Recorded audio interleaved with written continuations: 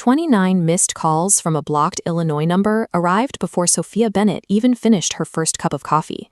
For 20 years, she had meticulously built a life in Denver designed to be invisible to that specific area code. She changed her name, her career, and her geography, but these calls proved that the past she had buried was now actively looking for her. The calls lead back to Willow Creek, Illinois, where Sophia's childhood was a masterclass in performative middle-class respectability.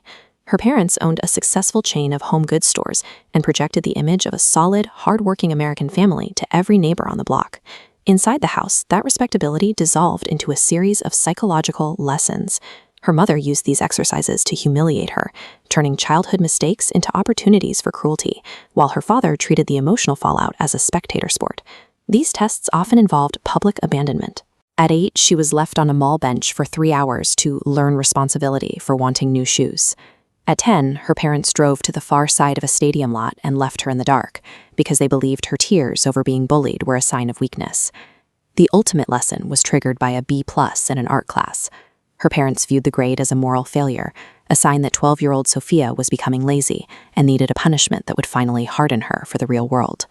The next morning, they manipulated her with a sudden, rare display of kindness. They made pancakes and announced a surprise day trip into Chicago. Sophia, desperate for a reset, followed them into the city, unaware that the cheerful car ride was the setup for a trap. Inside the Great Hall of Union Station, her mother pointed to a stone pillar and told Sophia to wait there while they moved the car. The station was a massive, echoing transit hub, packed with thousands of strangers moving with a purpose Sophia didn't yet understand. 15 minutes became 2 hours. Sophia stood by the pillar with $9 in her pocket and no phone, terrified that moving or asking for help would violate her parents' rules. She watched the clock, her panic rising as the afternoon crowds began to thin. The climax came when she spotted the family car gliding past the station's front windows. She ran toward the glass, waving, only to see her father smiling and her mother leaning out the window. Her mother yelled that she had bet $50 Sophia couldn't find her way home, and then they drove away.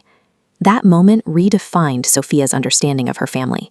Her terror was the intended outcome of the day, a punchline delivered to 2 parents who viewed their daughter's genuine fear as the payoff for a $50 bet.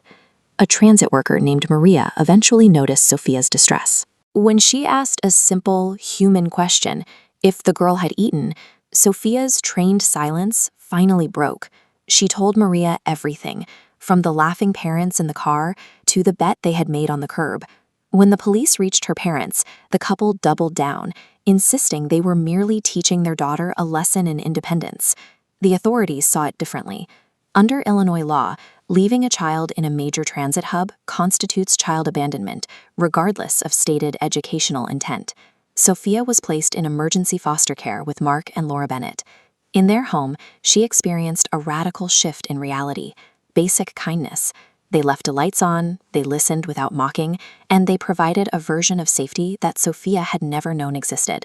The final confrontation took place in family court. Sophia's parents arrived with a lawyer, appearing offended that the state was interfering in their private parenting methods. They focused more on the inconvenience of the hearing than the welfare of their daughter. The judge offered the parents a choice. They could enter a 2-year state-monitored reunification program involving therapy and oversight, or they could voluntarily surrender their parental rights. It was a test of their ego versus their commitment to their child. To avoid the perceived insult of state evaluation, they chose surrender. They legally discarded their daughter in a courtroom, just as they had physically discarded her at the station, effectively enacting a total family eviction to protect their own pride. Healing was a slow, non-linear process. For years, Sophia's body reacted to kindness with hypervigilance, waiting for the hidden lesson to reveal itself. The Bennetts provided the antidote, steady, unconditional support that allowed her nervous system to slowly believe that rest was finally possible. When the adoption was finalized, Jennifer Caldwell legally became Sophia Bennett. This wasn't just a change of paperwork. It was the final severance from a family that viewed her as a pawn in their psychological experiments. She eventually moved to Denver and built a branding agency focused on honest storytelling. Geography and professional success gave her the space to thrive, creating a life so stable and quiet that most days she could almost believe her biological parents no longer existed. The 29 missed calls came from Sophia's estranged sister, Hannah. Hannah had discovered the truth after reading the unvarnished court records from the Union Station incident, records her parents had spent years lying about. Their parents' downfall was triggered by their own hypocrisy. After the mother left a judgmental comment on a social media post about parenting, local neighbors and former employees began sharing the truth about the train station incident and the subsequent custody investigation.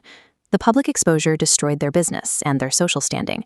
Willow Creek's polite silence evaporated, replaced by boycotts and social isolation. The couple lost their stores and their home, eventually moving into a subsidized apartment on the edge of town. This outreach was purely transactional.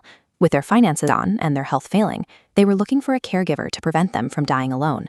They reached out to Sophia only because they had run out of other options. Sophia flew to Chicago to face them one last time. In a sterile hospital room, she found two people who had been stripped of the power they once used to control her. They looked smaller, fragile, and desperate for a reconciliation they hadn't earned. When her father tried to describe their actions as a mistake, Sophia rejected the label. She stated clearly that missing a turn is a mistake. Driving away from your child while laughing at her panic is a deliberate choice they made for their own amusement. She delivered her final boundary by referencing their original bet. She told them she had successfully found her way home. It just wasn't the house they lived in. She walked out of the hospital, leaving the 20-year-old game behind for good. Reclaiming your future often requires walking away from the people who share your blood. Real family doesn't test your survival, they ensure it. Sophia's story proves that while the family you're born into can shape your wounds, they do not have the power to define the life you build for yourself.